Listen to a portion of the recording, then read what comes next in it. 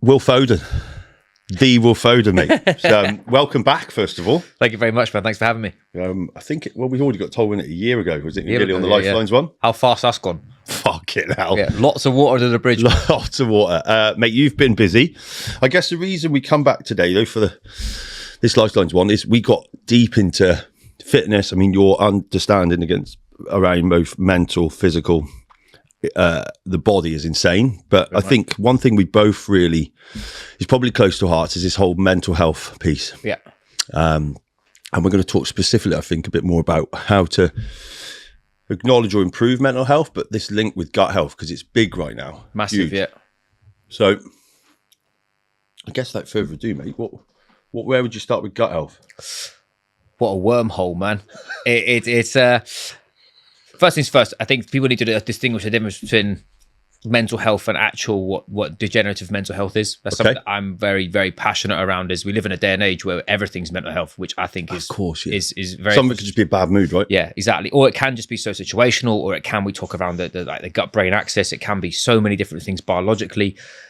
Mental health is a negative feedback loop between 0 and -5 if you looked at it that way. It's something degenerative, depression, like manic depression, schizophrenia, like the actual things that are diagnosed. Yep.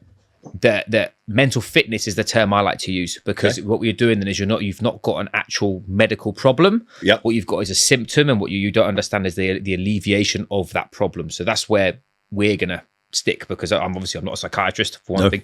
What I am, if those that don't know, I'm a sports nutritionist. I'm not a dietitian. I've operated in the nutrition space for, I've been in the game 17 years, but I've been a nutritionist for the best part of 15. Yeah. The big thing to distinguish is everything's linked.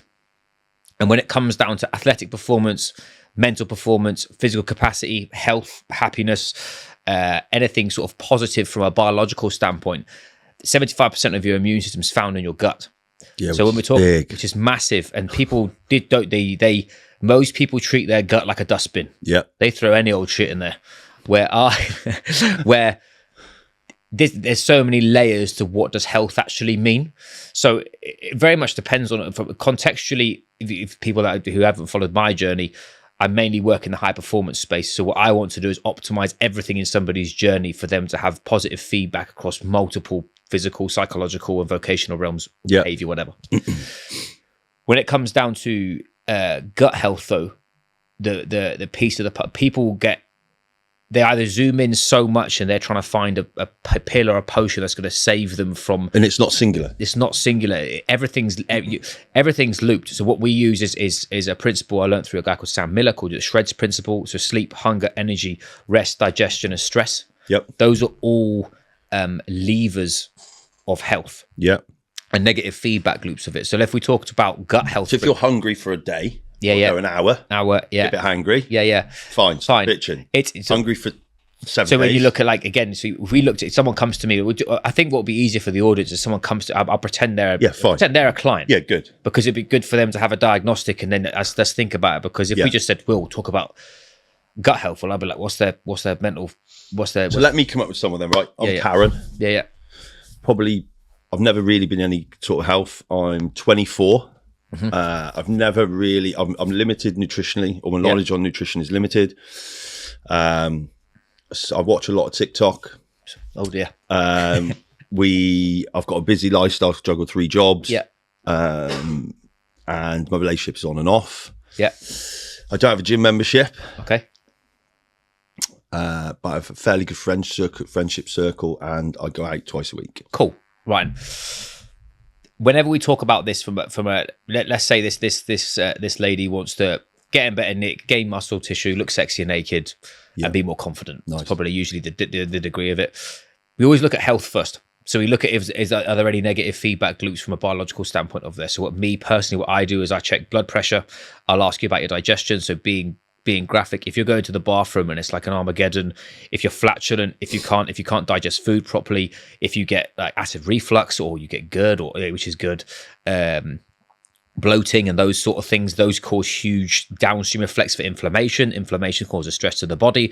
Stress to the body is a perceptive stress. You see what I mean by that? Yeah. Knock-on effect. So I look at, are we getting any negative feedback loops from that? And it's like a tick box list. Yeah. So from a gut standpoint, there's a reason, there's a method to the madness. And let's talk about a little bit about diet, because I think that will help us circumduct a good diet, and that, but I'll show you how that helps with mental performance, basically mental fitness. Yep. What we know is that the gut is like the Amazon rainforest. It's full of gut flora, yeah. So it's literally there's so many different types of enzymes, which are, we call them plants, different types of enzymes and bacteria that do certain specific jobs. The job of the gut is for you to unlock using an enzyme to break down a piece of food for you to absorb it. The terminology is you are not what you eat. You are what you eat and you absorb. Now, absorption is the key. Big difference. Big difference. Because if you've got someone who has got leaky, everyone's heard of leaky gut, or they've got, like, layman's terms, if you go to the bathroom and you haven't had a solid shit for a couple of years, there is the visual's not matching the audio between your digestion and your nutrition plan. Because this is where we talk about dietary fiber, and we talk about having enough fruit and veg, but we talk about, we call it carrot, don't we? Yep. If someone comes to me first, the name of the game is to get them on a level playing field. What that means is we use a human first approach, which is actually, how do you nourish your body like an adult? Yeah. If you're treating it like a dustbin, there's two sides of it. There's a physical thing of you just eating shit because you can't be arsed, or you don't know how to cook, or you're being you haven't looked for the information or whatever. Or there's the emotional side to eating. You're eating a salad at work or a Boots meal deal. You go back, and you go home and you're smashing eclairs and sinking a bottle of wine because you hate your husband or whatever. Yeah. That's emotional sides of behavior, and using the vessel is food, but it's not food. It's the emotions that are driving you to eat shit. Yeah. So with somebody who is coming to me like Karen, we're looking to basically nourish gut bacteria first. Because if that's what fruit and veg is the key and the gateway for 99% of molecular processes in the body. If you look at energy production, if you want to Google the metabolism, you won't be able to even see the metabolism, because there's so many vitamins and minerals that do different jobs and different parts of glycolysis and this kind of thing. You don't need to know any of that. The principle of when you are told to have 5 fruit and veg a day, you actually need between 8 or 12. Yeah, different types of fruit and veg. Where's this piece of like 30 seeds a day creates like probably a really good gut biome? Was it seeds or herbs? It'd be herbs. Yeah, herbs. Yeah. Again, it depends. Right. Like it's the thing about what I for globalized information. Yeah. The issue that you have is that if we say, like, right, you need to have this all the time. Yeah. Different people need different things. Yeah. Whereas this is where it becomes very personal. It's like in these food tests and stuff. Yeah. So what you to well, let's get into what bioavailability means as well. Yeah. Because that's brought up quite a bit in layman's terms on social media. We also know is what you where you live and where you're from can have a huge indication. Yeah. Or impact. So bioavailability is the ability for whatever you're eating is to be able to be broke down and utilized by the body. Fine. Okay. So an example, let's talk about the difference between the UK and the US. Yeah. When it comes down to food, is the US have got they can use all sorts of fertilizers and all sorts of shit for their food. Yet their food is not real food, just like injected with all sorts. The UK isn't. They're both bioavailable, but what they are bioavailable with. So if I'm having a chicken who's full of steroids and fucking water and all this other jazz from America, it's I can use it, but the negative downstream of it is it toxic to the body? This is where it becomes very nuanced, yeah? Because there's studies that tell you that not that processed food isn't bad for you. There's studies that show you processed food is bad for you. There's studies that show you that sugar can make you lose weight. There's studies that can do you eat McDonald's or you can lose weight. Look, let's make this simple for the audience. If it hasn't flown in the air, walked the earth, grown in the ground, or it's been changed into something else, there is a trade-off for that food. Does that mean you can't eat it? No. 80% of your diet needs to be non-man-made, in my opinion, because you're going to get more bioavailability, so vegetables are a lot easier to digest than shit. You're going to get more vitamins and minerals. The profile of those will be better. Protein, for example, the big thing that we have is that people are living on protein bars rather than having them as a convenience food. That's a supplement. Fucking hell, man. Like, supplementation. Look, if you're a busy professional and you're traveling to London and you've got a protein bar in your bag, game on. If you're having a protein bar for your lunch, problem. Because you're missing out on so much. It's not that it's nutrition. The problem with it is it's boring. It's a snowball. Like you eat a protein bar for lunch, nothing happens. Yeah. If you don't whatever. If you don't pay your tax, you get put in prison. If there's not a ramification straight away, but it's a snowball. Good health stems from, as we talk about, gut bacteria. Is a diverse gut bacteria that is having multiple different types of fruit and veg, because that's going to give you dietary fiber and also vitamins and minerals. Now, when it comes to gut health, the way the gut works is when we're looking at performance, how we're actually fueling our performance will dictate how effective our gut is at digesting and utilizing food to develop energy and utilize it. It's just to do with, I mean, if you're trying to exercise, your blood disappears to your muscles, isn't it? So Yeah. it won't So be involved with digestion. so when we talk about, we'll talk about the brain gut axis, because that leads into it really nicely. Okay. Whenever your gut and your gut and brain speak to each other, it's called the enteric nervous system. It's an automatic process, autonomic nervous system. So you've got the enteric nervous system, you've got the sympathetic nervous system, which we talked about fight or flight before, and the parasympathetic nervous system, which is rest and digest. Your rest and digest is where you actually utilize energy, recover. That's where your body actually deals with toxins. It's where everything calms down. Yeah. Sympathetic is fight or flight. So just like what you said, when I'm ready to go into the gym, when I'm starting to fight with someone or whether I'm going into challenge at work, blood leaves my digestive tract first, because I don't need to be digesting food if I'm going to be focusing and starting a fight. Not physically, metaphorically. You're going in for challenge, and you're geared up to do something hard. Moving from out conflict to into conflict of some description, which your body doesn't understand the difference between the gym, you getting chased by a lion, or like say your boss being an asshole. It's all the same stress. But when you're stressed, what happens is that's when you get negative feedback from digestion.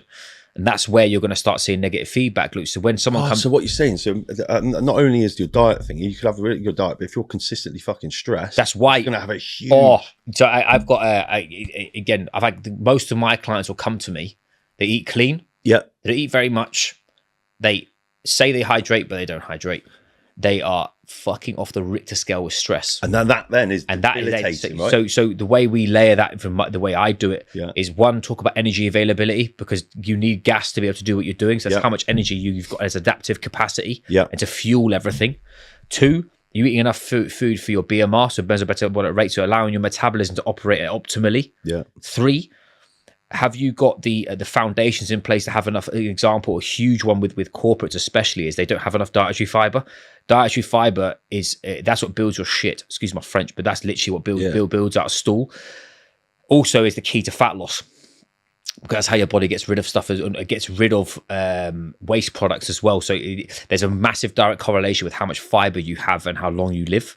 Okay. And prostate cancer and colon cancer and all this other stuff. So the fiber is you should be having 10 grams of fiber per 25 kilos of body. And where are we going to be, just to break this real down for those that just don't know, what's a great source of fiber? Broccoli is a great source of fiber. Yeah. If you ask me, vegetables that I think you should be having in your diet, people joke about broccoli and it's like chicken and broccoli and all this other stuff, but broccoli's nutritional properties are so good. High in vitamin C, high in fiber, they're anti-cancerous. It's a brilliant source. If it's low in calories as well, if you are dieting, brilliant source. Apples are really good for fiber. Nuts and seeds are really good for fiber. Chia seeds being particular. Most fibrous veg like sweet potatoes are great for fiber.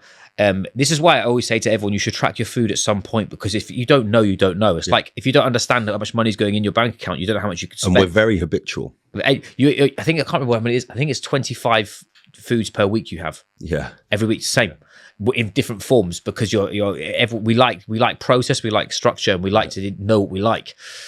This is the thing, but if you go back to like primitive days, you'd be like hunter gathering, and it'd be like what's in season. So it'd be like, I have this, then this, I'll have this, then, and you'd have so much different gut biome. Now it's like, I have this 365 days a year. Yeah. I have this. This is why some people, the example, really cool example, is if you pull stuff out of your diet and then try and re-inoculate it, that's why you get digestive trouble, because the enzymes in your stomach haven't got them anymore in the right numbers for them to. Example, how many people do you know that stop eating bread because of gluten? And then what they do, I'm on sourdough now. Yeah, but then they go a year without bread.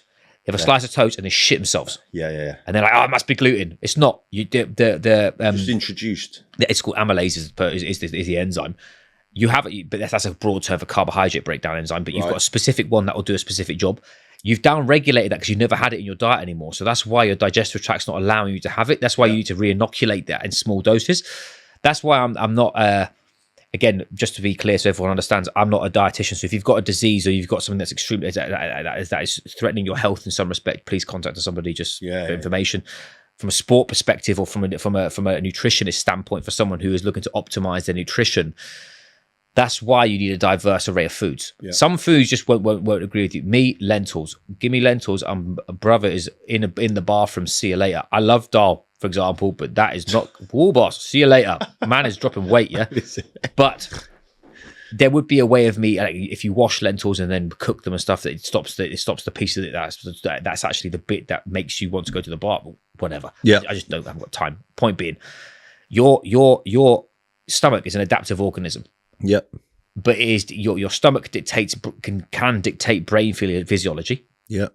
But brain physiology can dictate gut access. So this was two-way product. So the stress you create in your brain. Yeah. So stress is the number one in my line of work. Probably the biggest driver of negative feedback in digestion. Yeah, 100%. Like, there's loads of other stuff like nutrition and like what a crazy thing I think we do. So those that don't know, we do a lot with the Diabetes Safety Organisation. We've created an emergency solution kit for the workplace, fundamentally designed to try and educate 700 people a day diagnosed with diabetes, 190 amputations a week, 500 heart attacks. There's mad, isn't it? 60 million people here, and 13.9 million people, I think, are pre-diabetic. 1 in 10 in the workplace will have a hypo. 1 in 3 heavy goods drivers have got diabetes. It's a fucking problem. 2040, 50% of the UK will be obese. Mental. These are just, and then, so to your point, and this is probably a change of direction. Anyone knows I'm pretty opinionated anyway, but very much now just play up to the camera a little bit, fuck about on socials. But I think really not, and like really thank you for coming to do this one. Is the stress piece for me was a whole new one. I've had an attitude where I've been PT, been in the army, all the rest of it, and you think, oh, and it's suddenly like, hold on. So you might be diabetic through not just overeating, because then you get to a bit where they plateau, but then that brain conversation. So there's like a again, from a health perspective, if you're asking me biomechanically in the body how that would work, is that what you can't regulate insulin very well. Oh yeah. So if you're not stabilizing blood sugar, this is why exercise is so important. So stress will be additive to taking you over the line, maybe. Yeah. But if you're asking big levers in that, from my understanding, that's why you want to be, exercise is imperative, because that helps you become more insulin sensitive and also helps you not be so fat. Basically, if you're looking at it from that perspective, from like can your stress cause diabetes? It can't be. But I'm not saying no. But it adds to the pot of I think it gets more the incline on that graph when you combine them all together over time just gets steeper. Yeah, because you become the more insulin insensitive you get, the less you can absorb. So what most people do is example. You're eating highly processed food, eating lots of sugar, not having much protein, not training very much, not sleeping, not very happy. No vitamins and minerals. All that other shit. So you start to increase body fat. Yep. You start to your blood glucose is elevated at a position. If you've got elevated blood glucose, what does your body do? It'll kill you if it stays there too long. That's what diabetes is, yeah. Yep. So what your body does is put it into adipose tissue to protect you. Yeah. So this is the thing when it comes down to why we say, we're not asking everybody to be, like you said, be in a military and be an elite level athlete. What we're saying is get fucking moving and actually protect yourself from put some basics in. From the health side of things. Put some basics. Stabilize your blood sugar by not having processed food. I'm not a Nazi around like fucking. You shouldn't be. You can't eat processed food. Yeah. You'll die. You'll kill kittens and all this other shit. Like, yeah, cool. You can have processed food, but instead of the stuff that makes you a human, in my opinion. That's why I have a gripe with it. I hate whenever I get someone on nutrition, there's two trains of thought. What you do is you say to them, just eat what you want, and then I'll check your numbers and eat that again. I disagree with that, because what you're not looking is actually what the marker of somebody's actual health is, not their six pack, it's their blood markers. Yeah. So an example, I can get someone to lose weight on McDonald's. Yeah. But yet their blood markers, their inflammatory markers, their cytokines in their bloodstream, all this other like deep dark shit. I could share the way I looked 8-9 years ago.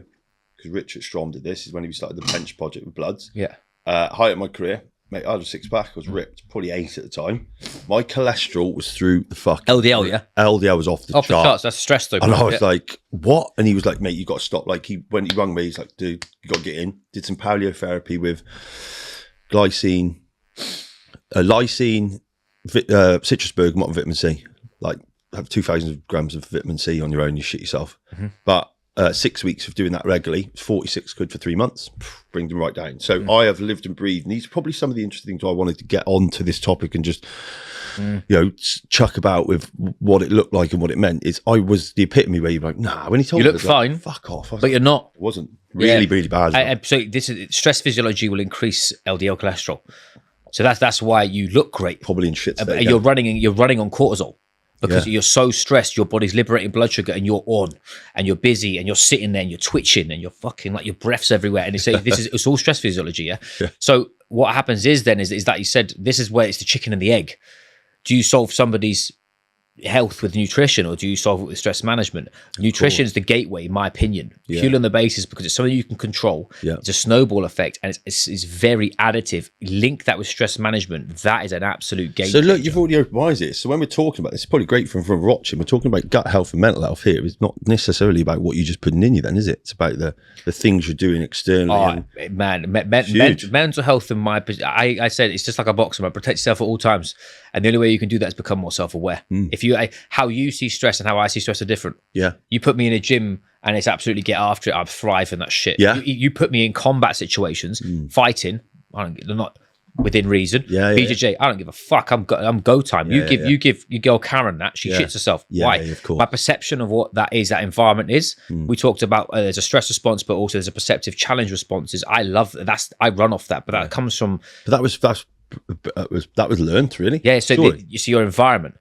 So if an example, you'll see that I'm this is not scientific, this is anecdotal, but what I can see, if you grow up in a family where you've got a diversified nutrition, i.e. your parent, you cook dinners together and you eat real food and enjoy your food, I reckon that there's a huge correlation between that mental health and physical health for those children as they grow up, compared to if I'm in a toxic environment that's ran on processed food, that's got no fruit and veg, and there is hatred in the air. Those kids are usually obese, they're usually fat, they usually got anger management issues, and also actually what they do is they're usually delinquents in some respect long term. I guarantee this is where nutrition is such a passion of mine. Not because of people always associate nutrition with someone getting shredded. Like, I know so many. I'd much rather you look like a melted wheelie bin, but you had effort and you were an asset in times of challenge. Than if you looked like an action man, but if shit got real and you ran off. That's the thing. What I like, people that watch this. I've been there and I've been shredded, but I was going for a fight. I've got half a 6-pack now, but I'll enjoy a barbecue. Why? Because I can still deadlift 260. And if someone says, Will, you to go run 5K, I may not beat you, but I'll fucking die doing it. That for me, that effort bit is really important. So we also talk about, you talk about the diet thing. I mean, they've just done a study most recently, wasn't it? 300, I think it was under 16s. They took away processed foods for a period of time. Fucking don't call me out for everyone watching this, keyboard warrior. They will find, if we can, 72% of the individuals, or the base of people, lost ADHD symptoms. Mate, this self-diagnosed ADHD is fucking bullshit. And also, those who do have ADHD, the cleverest people I've ever met in my life have got ADHD. So stop using that as a fucking excuse. Massive. It's annoying. It's horrible label. But processed food and sugar has a direct correlation with kids' behaviour. To showing the symptoms. Between 0 and 7 is where you develop 90% of your traits, and also your gut biome. I think it's your gut biome as well. Forgive me again, keyboard warriors can fuck off. But 0 and 7, if you are fueling someone on, I'm with George, for example, my kid. What does that look like? Walk us through George. I sent a video. He's into brisket. But I sent a video to my friend yesterday. Breakfast. He had a piece of steak, an egg, kiwi, porridge, and yogurt. How old's George? He's just turned 1. Motherfucker's massive. Watch. Hey, I said this. No one cares about $100,000 a year. They care about how jacked my kid is at nursery. Bro. That's literally it. Yeah. You clinching people. But so it's funny. With him, I'll let him try most things, because what sponsor do you see? Right, derailing this, because I've got real passion in this. Because I'm obviously my girlfriend. She's got 2 boys. They're both boys, just really good 4-year-olds, nails. Like he's like a little man already. It's cool to see. But I just think, and I think the food pyramid we have is fucking bent for a start. The wrong way round, boss. So, but where we look at like grains and that, I then found someone. I'll send it to her on Instagram, where there's a lady talk about her kids had never had processed foods, never seen cereal. And then one morning they give a cereal, and he said the kid was off the fucking chart. Yeah. So I've got a friend of mine who has that, with his kid was given a fruit shoot. Yeah. And he said, I've never seen her go fucking wild. Yeah, bang. Because mate, it stimulates your brain. Like the whole point is it's a dopamine receptor and all that kind of stuff. Well, glucose on a brain response scan is a similar response to cocaine. It is, again, this is where, just to everyone, the caveat to this, is what people will do. Just don't dissociate glucose as the bad thing, because glucose isn't the bad thing. But it's a primary energy source for your brain. For primary energy source for your brain, and if you actually were just to eat protein, gluconeogenesis turns into you turn protein to carbohydrate to use which it. you guys have talked about before. So the main thing to distinguish here is what we're doing is kids are hypersensitive to whatever you give them. Yeah, fine. So if you give them top of the end, yeah, they feel it more than an adult. You have a bit of sugar, nothing happens. Give it to a kid, it's like putting petrol on a fire. Yeah. With George, I was a bit like the same. I was a bit like, he doesn't need processed food. No. And again, distinguish ultra processed food and processed food. Nearly everything you have is processed. Yep. You have oats are processed. If you have milk, it's processed. Ultra processed food, things that weren't this are now this. That's what, with a big long list. With a long list of shit. Can't read. Whereas I'm very much a case on the food quality for him, because the same thing, I believe, has a huge carryover to his behavior, his mood, and also his physiology. Yeah. Does that mean on his birthday he didn't eat cake? No. But actually, to be fair, we gave him he was given a lunchbox, and it had. It's where the choices are going to be different, though, right? Mate, he didn't eat any of the shit, and there was chocolate in there. There was cake. There was mini cheddars. There was party rings, but then there was fruit, veg, sausages, sausage roll, a sandwich, and he was the only one out of all the kids. Everyone else, they had one bit and they fucked off, started playing around. He sat there for half an hour, swear to God, and chopped so much. Yeah. And he didn't eat the chocolate fingers. He had bite. He wasn't bothered. Didn't eat the cake either. Wasn't bothered. Now before, I am not that person that will never say don't eat or whatever. Yeah. But there's a time and a place. And the at his age now, it all matters. Learned behaviour, mate. The kids absorb, mate. They don't learn. Of course, you're programming them. Yeah, if they see that mum and dad are training, what do you think he's going to think? Yeah. Mum and dad are training. Is my dad going to train at 6 p.m. after he's been on a 12-hour shift at work and he's fucked? Yeah, because I need to. Yeah, I'm so passionate around I was very lucky. I was growing up in that sort of household where I saw my parents hustle, and my parents made me who I was in that respect. Yeah. The mission is to just give them opportunity. Yeah. And I think when you try and cut corners by, who's not going to fucking choose a chocolate cookie of a piece of fruit? You're wired for your brain wants sugar for energy, and kids use it as a weapon. Yep. Whereas if we're eating, this is what we have for dinner, full stop. Not, but if you eat a little bit of, I might give you. Who negotiates with children, mate? This blows my. Who's He's good. Gaz gives me defendability on this because I don't have kids, but obviously doing the stepdad thing. Where he is with his kid, it's like it's a non-negotiable, because it's like there isn't even that, is it? It's just the autistic one. It's like, in fact, more so with him because his brain works differently. Yeah. If you say something's going to happen and you don't do it, we regret. In fact, he'll fucking have you. Yeah. But we've got to, because that's the way he understands. Yeah, and he's literal. Yeah, absolutely. If you said to him, "You're mad as jumping off the roof," he's like, "Well, why aren't you jumping off the roof?" It's true. Whereas if it's like, we're doing this now, it's something that I find is such a this is, again, it sort of circumducts to parenthood, but more from like a hard things, easy life, hard things. Yeah. If you think shutting your kid up by making him a chocolate sandwich, creating a monster, you're creating a monster, and then you wonder why he's been a wanker at school, and you wonder why when he's 16 he's a dick. Yeah, and then he actually suddenly turns out to not like you because you haven't looked after him and this mental health shit. Shut the fuck up. It all stems from you taking responsibility and going for hard decisions. And he's well good at it. Yeah, but I said to my 17-year-old, I said, I said, I love you. This is a good line. I said, my job is not to be your mate. Yeah. So my job is to make it so that people like you. Yeah, and protect you at all times. Yeah, exactly.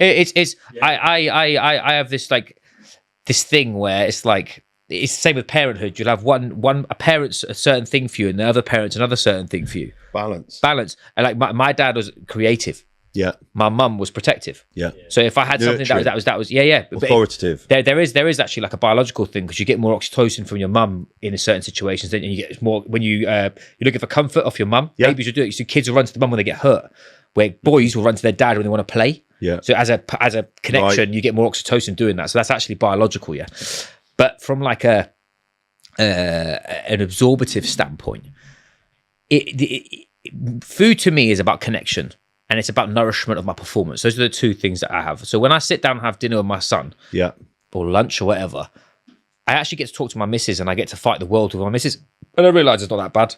But what most people do is they, like I said, they eat a shit sandwich they find from like a Boots one that's unreduced. That's like a cheese and chive, and it looks like someone's vomited in a piece of white bread. A packet of crisps, a Ribena, and then they chop 6 of these, and they wonder why they feel like shit. They've got no energy. Their digestion's off, and they're shitting like sheep, like green apple splatters, mate. And it's suddenly you're like going like.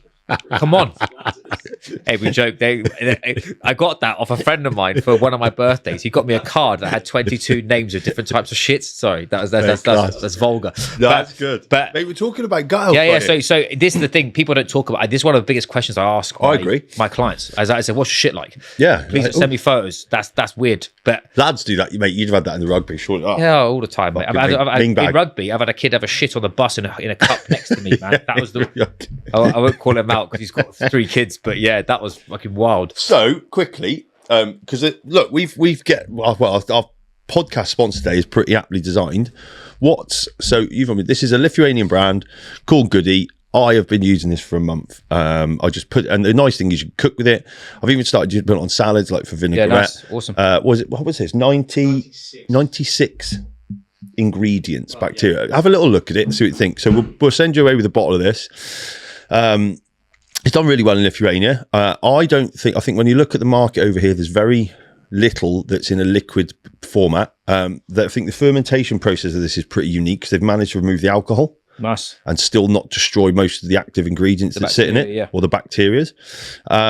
So we'll send you away with this. I guess just let us know how you get on with it. But yeah, I put wicked, thank you. Because obviously I drink hydration drinks. Obviously, stop it. Of course, every day, every day. Hey, good for gut health, boss. Honestly, it is good for gut health, man. Mate, this and this stacked. So I'm looking at. I used to stack like drinks and shit. Now I'm like health drinks. So this with a bit of this, Jack 3D and a fucking a monster together, mate, like that, like Stone Cold Steve Austin, mate. That's easy. And then literally my stools are unreal. But let us know what you think of this. Thank you very much. Have you ever used any sort of probiotics, prebiotics? Not in drink form, really. I've used we use quite a lot of high strength ones for when someone's got gut dysbiosis. People that want to learn more about probiotics, make sure when you're using a probiotic, the one they've got in there is the one you need. I'm going to pronounce it because I can't spell it. Where's it gone? Lactis, wherever it's called. I've missed it. Where's it gone? There it is. There's loads on. Yeah, so they got Streptococcus, Tremophilus. They got that. There's one called Labicatus. Something else. Again, forgive me. You're asking a dyslexic person to say something longer than 24 letters, mate. It's minging. And so yes, I have used probiotics. When you use a probiotic, what you're doing, we talked about the Amazon rainforest in your stomach. Yeah, we're looking at basically it's feeding your gut biome. Yeah. So when you feed gut biome, it basically it gives you the opportunity to absorb food better. Just a little science lesson on that. Is very important. But if you don't get the mechanism right, that won't be as effective. Your digestion starts in your mouth. Okay. So mastication, not the other one. Chewing, don't be dirty fucker. Yeah, chewing increases surface area of food. It goes into your gut. Right. Your enzymes in your stomach are what break down food from big molecules to small molecules. It then gets absorbed in your small intestine. Okay. Now, if you've got denatured gut bacteria, i.e., your gut biome is average, i.e., you haven't eaten very much, and you're not feeding it stuff that's actually going to nourish it. What happens is you then start trying to absorb large food molecules in your small intestine, leaky gut, high levels of inflammation. You start shitting because you can't actually absorb them. They're not that your body hasn't got it's like lock and key. If I'm swallowing locks, I need keys to unlock them. If you can't unlock them, they're trying to pass through your ass basically, and that's why you've got like the ejector seat happening. Point being, cause and effect, very beneficial for people that are trying to that having probiotic foods is massive. I eat sauerkraut every day, because that fermentation is massively beneficial for gut biome. Yeah. So long-winded answer, yes. Something that is in this form that tastes nice, that's not sucking on a Yakult. Mate, it's not. It tastes really. Unless the rye malt, I'll be honest. Yeah. I know he's going to be watching this, Nicholas. The rye malt's but apparently it's a Lithuanian Okay, cool. taste profile for older gentlemen, but Okay, cool. who probably clearly drank too much whiskey or something. They love a bit of something shot. But again, this anecdotal, not scientific. Usually, if it doesn't taste like fucking heaven, it's good for you. Your cough medicine stuff. Yeah, I remember, do you remember Maxi Muscle Cyclone? Yeah. I used to have to drink that outside of the car.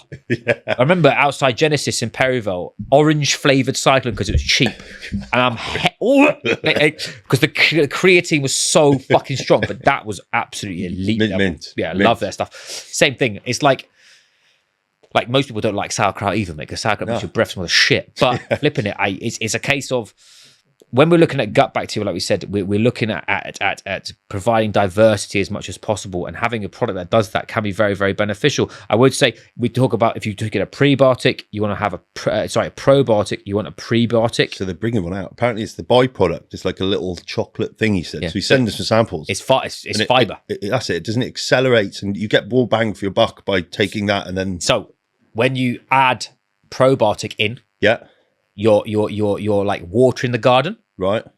If you add a prebiotic in, it's fertilizing from underneath. Fine. So the two are going to work symbiotically. If it's an example, if you want to know, I can show you where I get a pharmaceutical grade probiotic and prebiotic.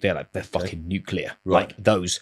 You watch someone who's got like full bloating, flatulence, can't eat loads of different types of vegetables and stuff. They chop this, mate. But it's because the prebiotic opens the gateway for your probiotic to work. So working them alongside each other does matter. If you don't, this is where fruit and veg is a prebiotic. So fine, okay. It's fiber, and it's all different. So this on a nice salad. This banging, yeah, man. Like absolutely, like vinaigrette. Oosh. Definitely, why not? And you can mix it with whatever. Like they've got different flavors, don't they? Yeah, it is. Well, was there sea buckwheat? Yeah, but exactly. Blackcurrant. My missus makes a banging blackcurrant vinaigrette. Well, we're going to give you a couple of bottles to go in with, mate, and you can start cooking with that stuff. Yeah, so I'll have a dig. Look, gut health. Then I think we've dug into some bits. I think the biggest thing for me is that gut health, mental health. There's a big link. Huge. One doesn't just control the other; it's vice versa. Yin and yang, man. Greens. I mean, this is fairly like Mother Hubbard stuff. Mum was telling you this: eat 5 a day. Yeah, it's probably a thing I've picked up from you. Yeah, you want to be eating minimum 5 a day. Again, anyone that works with me, that we hit 10. That's a homework. Yeah, and it's got to be about a fistful. Yeah, because if you look at it from a diversification standpoint, now everyone was like, "Oh fucking hell, we got loads." Example: I'd give you my diet so everyone can sort of give something to think about. Yeah, pound off. Yeah, breakfast. Eggs, and I have spinach, tomatoes, and spinach. Spinach, tomatoes, mushrooms. Yeah, that's 3. I had an apple in the car. I had a punnet of blueberries as I got here. So that's 5 already before 12 o'clock. Yeah. Yeah. I'll probably go and get a poke bowl now, which will have cabbage and some carrot in it. For example, it won't be that big, so we'll just call that 1 for the sake of it. Dinner, broccoli, asparagus, and I'll probably have a pear or something, and then I'll have some chocolate before anyone starts giving it this wanker shit. I don't eat chocolate. Shut the fuck up, man. I do it every night. Yeah. And I might eat another either I might have something else, or that's currently 9. I'm traveling. So I'll take 9 on the travel day. If I'm not traveling, lunch, I'll have a salad with everything in it. And then so my point being, we're not looking for perfect, we're looking for practical. But and consistency, right? Over time. Every day. So I have that spinach, mushrooms, and tomato every single day. Yeah. This is what people do is they look at they try and figure out the what's my secret thing, my secret whatever. Go with something that's easy. Consistency. Oats. Stick with it. Do you know, we on my MyFitnessPal, it's called the MVP. Yeah, I have a cup of frozen berries. I have a cup of oats, two scoops of whey protein, chia seeds, flaxseed, and sunflower seeds, creatine, and if I were to be a weirdo, I put beetroot in it. Oh, so but beetroot, nitrate's banging for you. Banging. Yeah? So I've got a cup full of berries. I've got that. Blend that up. Take an apple with me. I've done 4 for breakfast. You're winning. My point being is that what most people do. This is the issue. They're trying to be singular in the delivery of it. Or I'll just fast. Oh yeah. Fasting's good, but let's put it in application. Most people go, I'll just fast. Yeah. Like, why? Oh, but you're a woman. Don't fast. That's generally speaking. If you're fasting as a female, you're a fucking idiot because that's got so many negative effects for your digestion. Yeah. There's a thing called REDS, relative energy deficit syndrome. Yeah, that's another wormhole. But that there is like so common with a female. So where would you stick in here? Herbs and spices. it's just additive, man. It's So I literally, my eggs, mate, I've got, I don't know, 12 up there, maybe. We've got turmeric, curcumin. Yeah, bang them in, Chinese man. Like spices. but there's so many like salt, pepper. There's wicked properties like the turmeric here is good for inflammation. Literally, I'm just like fucking Dave Ramsey. There is a called big gourd. Like chili's good for your metabolism. Yes, but cayenne pepper, strong. Really good for your metabolism. Lot of data about that. But the issue what I have is that you earn the right to do that. As if you were asking for me for like what's going to penetrate my nutrition profile to take it from 0 to 5 or 5 back to the original. You're doing it now as like between 8 and 9. It's like Fine. What's your herb profile? Fuck that. If you got all this shit sorted, if you're as I said, if you're having a bowl of Cheerios, a Boots meal deal, and you go back and you have a jammy Dodger biscuit and fucking chicken dinosaurs and a wagon wheel, yeah, you don't have to worry what cayenne pepper you're putting on your wagon wheel, bruv. So this is the thing. This is why people this is basics. It's bait, but the problem is basics are boring. Yeah. And the foundations of nutrition are boring. Yeah. But the ones that are executing that every day. I suppose that's why I play with it as well. Yeah, and you don't have to. I think people are so stuck in like. You know the word, the bane of my. It's not the bane of my existence. That's a wrong. I was going to say that's bane. If it, one thing that fucking pisses me off about my industry, is that people that tell me they're dieting all year round. You've been in a calorie deficit for 365 days, but we call him a big goose. You're still a big goose, bruv. You ain't in a calorie deficit. What you're doing is you're eating like a pussy, and then on the weekend you hate your life because you can't see a dick, so you're going out and you're eating a kebab, a chicken fucking burger, chips, 18 pints, and trying to drop on brass. Beer's the big one. Yeah, mate. Beer. 250 calories per pint. Also, yeast is negative. It's not good for gut bacteria. And we talked about the double impact you get from not metabolizing the energy you take, and then also the calorie, what's the word things when you ethanol. Ethanol. Yeah. So when people don't understand alcohol is a macronutrient. So you've got protein, carbs, fats, and fiber and alcohol. Yeah, alcohol is not really spoken about when it's got 7 calories per gram.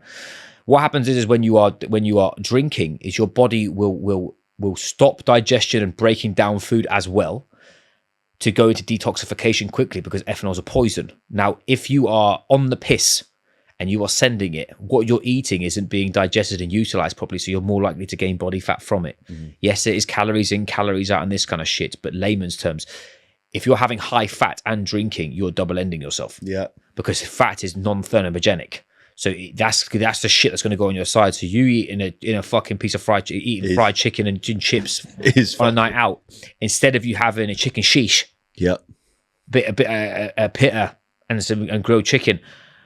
This is a thing. It's contextual, but layman's terms, the carbohydrates are very easy and proteins are a lot easier to digest and utilize whilst you're on the piss. Fried food is not. So if you are trying to stay in shape and you are trying to drink at the same time, I would say try not to have fried food, because you are not going to be able to process that very well. You're making it even worse. You talk about mental health, and that alcohol is a suppressant and it's a depressant. There's loads there, but just you can drink, and drinking is it's a social aspect. You talked about it slightly before, of being able to probably enjoy a social occasion in the presence of alcohol, but not to systemic or so it becomes destructive. Crux. Yeah. If it becomes we call it a personal anchor or social anchor. If you have to get on the drink to be with your friends, they're not your friends. If you have to have a drink for you to get into bed or get out of bed, that's even worse. But never fucking sat there. I had a call with someone the other day, and they told me that they had to fire an employee for dropping it. Like, he had a bottle of vodka in his bag, and he just fucking put it back in his bag and kept working. Mental. But this on the CCTV camera, this brother just literally, as if, you know the little spout they have in like Magaluf, where it's like 18. He's on the mill. He's just gone jump. Madness. But so alcohol is one of those things where generationally it's been like the glue that's kept people together. It's going on the piss on a Tuesday, whatever. Now it's swung the other way. I think the zero alcohol game is fucking booming, because now people are like, actually, younger generation, alcohol is the worst for your sleep. If you have got bad sleep, stop drinking. Watch My Life, your sleep it's terrible for biometrics. And if you really don't believe it, $27.99. These don't even sponsor me, but this is insane. It's incredible. It will tell you off. Put it that way. The thing that I have with alcohol is the mindset around it. Not I drink. I don't really drink very much anymore, but it's because I'm like, I stopped I was drinking. going to say, in the volume of training. Yeah. And now I've got a kid. I'm up at 5 every day, 7 days a week, no fail. So being hungover ain't worth it. But like I said, if I've got mates that come from Australia, come to my house for a barbecue, I'm having Coronas and brisket. I don't give a shit. I'll figure it out in the morning. Yeah. Whereas if it's like I'm relying on fucking hell, it's Friday, I get to bloody fuck myself over. That suddenly you're like, come on, man. There must be more in your life. It's that's the thing. It's such a cool experience. I love a glass of red. I love a beer. I love a gin and tonic. It's just now it's a case of I use that because I enjoy it. I'm not. If you're using it to medicate yourself in whatever way, that the mental health thing, and then it has negative. This is the thing, affects your mental health. It compounds it. Fucks your alcohol, just smashes your gut biome. So if you think you've got bad digestion, chop 6 beers and see what happens in the morning. You're painting the rules, mate. It's grim, isn't it? So this is the thing: is like what people do is actually. We said in the last one, is lemon worth the squeeze? Are you doing this because you know that you're going to enjoy it? You're doing it because you're taking responsibility for it, and this is what I'm doing, and this is cool. Yeah. Or are you socially conforming and you actually don't want to because which is not good. Which is not good, but also it's a case of like it's dangerous. Yeah. Because this is where you start looking at people with mental health who are like drinking, they take drugs, and they go. Americans always say, I swear, this is something that I've heard in the last podcast. Well, you watch too much porn, man, and I'm there like, yeah, that is definitely a thing, but like I've never sort of put it into context. But you scrolling dark shit for no reason or whatever, like the behavior behind it's the issue, not the thing. And I think that's where it's like the outcomes of the problem. Symptom and problem is what's the problem, not the symptom. The symptom is you're doing this is because of that. It's the same with that happens real time with your nervous system physiology. That happens real time with your gut physiology and how you mobilize food and utilize energy and absorb shit and it's all snowball. This is why I'm a big dude around education and giving people the keys to their car back. Which you're responsible for how you drive this shit. Yeah, you can either drive a Ford Ka fueled by chip fat or a Defender. Yeah. Like you can choose how you can choose what vehicle you want to be. Ironically, your body's amazing. It just chugs along whatever. Your body's built for survival, man. 100%. And this is what happens when people are like, example, I said about Reds before. We'll talk about Karen. She comes to me and she's eating what I said before. She's eating about 1,000 calories, and realistically, she should be able 2,500. She doesn't die. She's still here. Yeah. She's just a moody bitch. Yeah. Hates her life. She's lost her period. Her hair's falling out. Skin shit. She's weak. Yeah. She's got no muscle tone. She looks like a sock full of custard. Yeah. Like, and then she hates herself. She's a dick to her husband. Yeah. There's all this other stuff. There's girls, you should be looking at this thing called Reds. It's very true. Women have a social bias around breaking themselves down through dieting and trying to look a certain way. If you're trying to look better naked, I guarantee anyone that comes to me, you work with me and I'll double your food at first to start with. Yeah, I'll guarantee you get in shape if you listen to because what women don't associate is they think surviving is the only way, rather than there is an opportunity for you to thrive. And actually, your body doesn't need muscle tissue. It doesn't need body fat. It has it's a navigation system of I've either eaten too much food, so I've got to store it, or I don't need to use muscle tissue because it's energy. It's for energy preservation. Yeah. Where social bias is, gal has got to look sexy in Dubai in 3 weeks' time, so I'm going to just fucking eat a salad for that. Doesn't work that way. No. But if you take this and you start using this sort of information and you do it long term, you can literally, you as I said, you can. My wife is shredded. It becomes a lifestyle. Yeah, but from body becomes like a bit of a furnace, and it also becomes you self care. Yeah, my missus eats the same as me. She's shredded, man. It's embarrassing. She'll gym once and she's gifted. Yeah, but it's just a point proven. Is elite level athlete, fucking amazing ass. Like she get a nick. Yeah, straight away. But then, so for those who don't know, we talked about in the last podcast, she was like Olympics level swimmer. Yeah, so she was up with GB for 14 years. Massive, like fucking. Yeah, she's got pedigree, man. Yeah, so she's got high levels of muscle mass. Earned. Yeah, she could definitely. What was it? She could definitely do it and eat it as well. Like she can fucking chow, but she's at the right to do so. But the point behind that is the mentality around she trained like an elite athlete. She fueled herself like an elite athlete. She's no longer an elite athlete, but yet she still kept the genetics, or it's called epigenetics, is your environmental factors of it. of what your circumstance has done. If you're a female who's a corporate, who's 40, who's had 2 kids, who has eaten 1,100 calories and is always feeling like shit, I guarantee you'll mentally and physically perform way better if you start eating to perform, thrive, and actually nourish your body, because all the downstream effects happen. Your mental health is better, your decision making is better, you got more clarity, no brain fog. You start using body fat as a fuel source and keeping muscle, you can generate more force, you get a better ass, you start feeling sexy again, you start banging your husband. It's all a downstream effect of you looking after yourself. Rather than, oh my God, fucking Gladys has told me that she's dieting and eating, I don't know, a donkey dick, and she's going to bloody broth that's been made from wherever. I'm going to start doing. Shut the fuck up. Stop eating like an adult. And stop listening. Stay with the fads. Stay with stop listening to bellends on. The issue with social media, the best thing is about we get this like bang information in zero context. Symptoms. It's usually there to be polarizing, and what people don't. If you don't listen to a coach and they say it depends, fucking run. Carnivore, fuck off. Keto, fuck off. Atkins, fuck off. Nothing. Balance. I'll give somebody ketogenic dieting. If they are morbidly obese, insulin insensitive, and they're on a spectrum of actually they need to lose body fat quickly. They can't absorb carbohydrates. So keto, 110%. It fits. Rather than eat like Liver King and that kind of shit. The amount of people, my little, again, a family member, I won't call him out, even I was going to call him a bellend. She's like, oh, mate, you use carnivore. And in my head, I'm there going, you're skinny. You need to put weight on. You're an ectomorph, can take more carbohydrate than an endomorph. So please just eat some carbohydrate.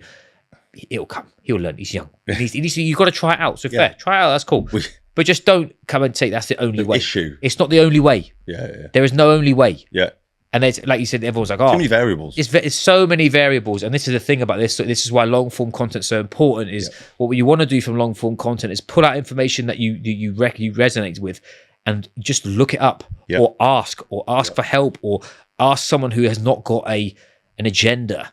Compared to the amount of people, it's like, oh yeah, cool, you got to go vegan, but I got a vegan protein. It's like, shut up. Even though we are doing this for a probiotic, but that's actually not.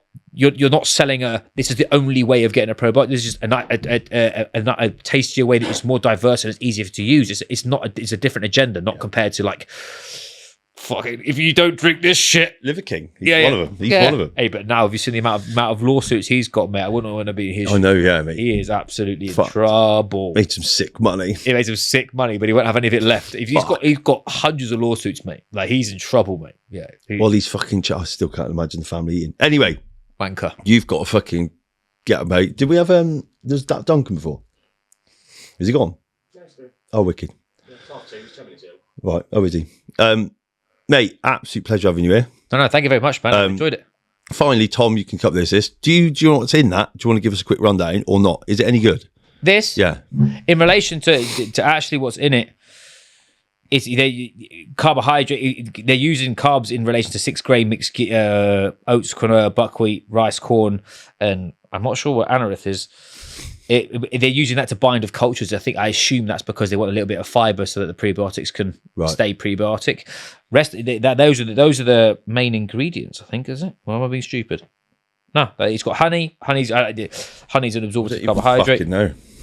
But again, I think it does what it says on the tin. I don't think it doesn't. There's nothing glaring there, which is I'd put a red flag towards. No, off the top of my head. Good. Lactose free. Again, it's helpful. It's good for gluten free. Good. Sugar free. Like table sugar or like poor quality high GI sugar can denature gut bacteria. So no, off a quick glance at it, it looks sweet. As I said, to using it for a dressing or something, it's just additive. But like I said, it's the top of that pyramid that helps. It's not the if I drink this, I'll be healthy. This is if I've got my shit in order and I want to have something that's going to help long term. Fine. Yeah, definitely helpful. We're in. Mate, and then you can cut back. Will, mate, thank you. If anyone got any questions to what you've just said, and we want more of this stuff because I think we've unpacked quite a bit there. Yeah. I think your finishing statement there around long form content and taking away multiple points, trying to understand probably where anyone watching this, where you sit, where your circumstances plug in, and then try and take some of these. You got questions? Put them below. We'll get back to you. Other than that, Will, where does everyone find you? on Instagram at Will Foden, LinkedIn at Will Foden, or there'll be a Built for Pressure website in a month's time. Any questions, do please send me a message. As I said, don't be a weirdo and say that the whole point of the coaching industry is to help. So if I can, I will do. I'll point in the right direction. Or if you're someone who wants to work with me, obviously we'll see how that works. Yeah, and he will. Mate, absolutely love you. Legend. Thank you for having me, man. Legend. Take it easy.